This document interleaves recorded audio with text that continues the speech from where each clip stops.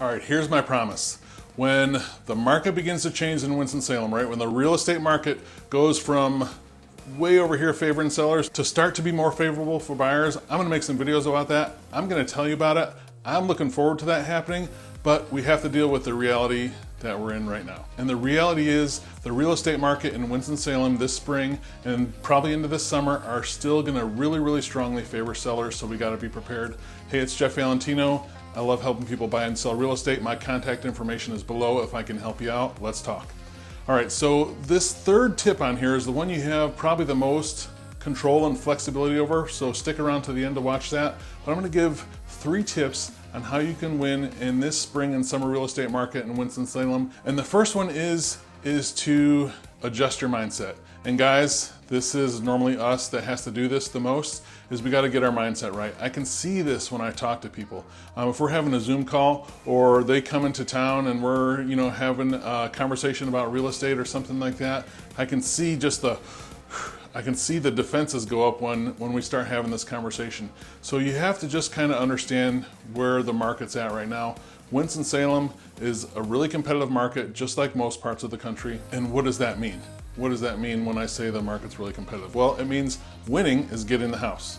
It means winning is beating out the 8, 10, or 12 other offers. And that doesn't always mean paying the most, by the way. But winning is getting the house. That means there's not a lot of deals going on right now. There's not just, okay, they're asking 400, let's offer 380 and see what they come back at. It's not like that right now. When it is, I will be sure to tell you, I want to see you win. You have to understand that and just get your mindset right. And you have to get your mindset around the fact of you're gonna compete. I gotta, it's not gonna do either if it's any good if I'm just telling you these pie in the sky, oh yeah, sure, let's do this, that'll be fine. If it's not gonna be fine, my fiduciary responsibility is to let you do that. Now at the end of the day, I work for you, so if you want me to offer what you want me to offer, I'll give you the counsel, but it's ultimately your decision, right? But keep in mind that you're gonna compete, you're gonna have to push yourself where you can, and again, it's not always by offering the most, right? It might be in different scenarios. Do you allow a lease back when you really would like to move in right now? Or all kinds of different scenarios that we can talk through. And if we're working together, we're gonna map all these things out. I will walk you through every step of it. But really the first one is just getting your mindset right. You're gonna compete and you're gonna go against other offers and we're gonna have to push ourselves where we can. Tip 2 to win in the real estate market in Winston-Salem this spring and summer is to be nimble. And I mean a couple different things by this. First thing is nimble in moving quick. So that means if a house comes on Thursday and I'm doing something like real estate's 24/7 for me right now, that's fine, I love doing it.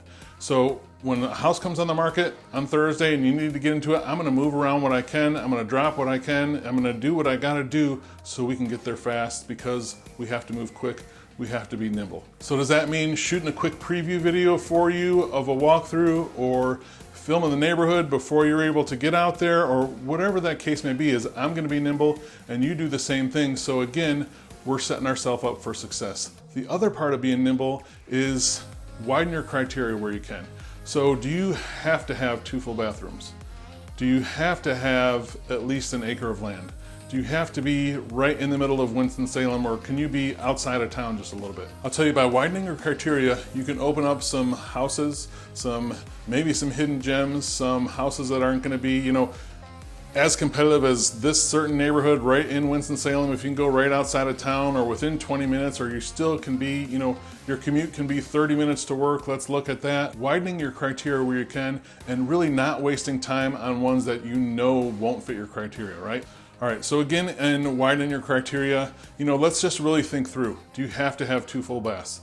And here's what I'll ask you.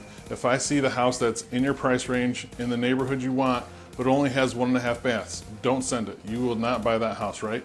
If you say, well, yeah, I would maybe buy it, well then let's think about that. And if that's the case, then let's widen your criteria to include 1.5 baths. If it's an absolute no-go for you, then let's just totally eliminate that so we free up our space and our time to move fast when the right house comes along. The third tip to get your house this spring or summer in Winston-Salem to win in this market is to have a plan. And this is the thing you have the most flexibility for, but now more than ever, who you work with matters. And what I mean by that is this. Here's the unfortunate truth about real estate and real estate agents. Over 80% of the agents that come into real estate, they have no sales or marketing training. And over 90% of those people, unfortunately, will fail in this business. And that's a sobering fact, especially when people think this business is so easy. I'm not gonna have a violin party for realtors.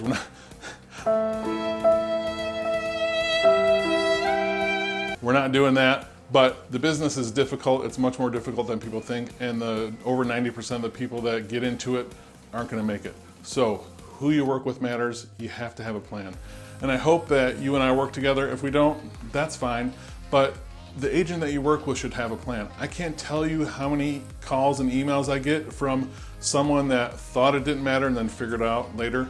It goes something like this: Jeff, help me out. We decided to go with the company that sold our house in Florida.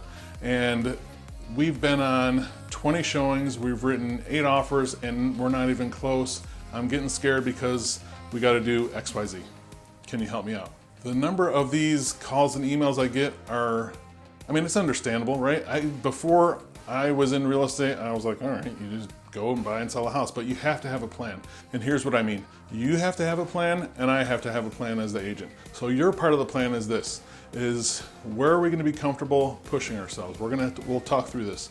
Are we comfortable on giving a lease back? Or are we comfortable on closing quick because we're paying cash? Or are we comfortable on shorten our due diligence period because I have, my mortgage is already pre-approved and it's already been through underwriting? Or, there's a ton of different scenarios that we'll talk through, but your part of the plan is where you're gonna push yourself, because again, remember, number one, our mindset is we understand we're gonna compete. So your part is where are you gonna be competitive at, where are you gonna push yourself? Your other part of the plan is asking me of, Jeff, what are you gonna do to get this offer accepted? What's your plan to present this offer? And if you're not working with me and that agent can't answer that like this, that should be like, the red flag meme, that should be that going off right now, because they need to have a clear, concise answer at the ready. And I'll tell you, my plan's different for just about every different one, but I can tell you for sure we're gonna be able to talk through it. And that's how am I gonna package and present your offer so it's in the best light possible to the other side. Real estate in Winston-Salem is crowded. It's a crowded field. We have a lot of agents here and some are better than others. It boggles my mind that agents will send offers in on a listing and it's one thing forward from here, one from here, and one spelled there, and with this not attached right, or it's upside down. It's just like all these little things that it's like you're starting this off on the wrong foot. Our offers are gonna be very detailed. It's gonna have a packet. Everything's gonna make sense. It's gonna be really simple for the listing agent to see.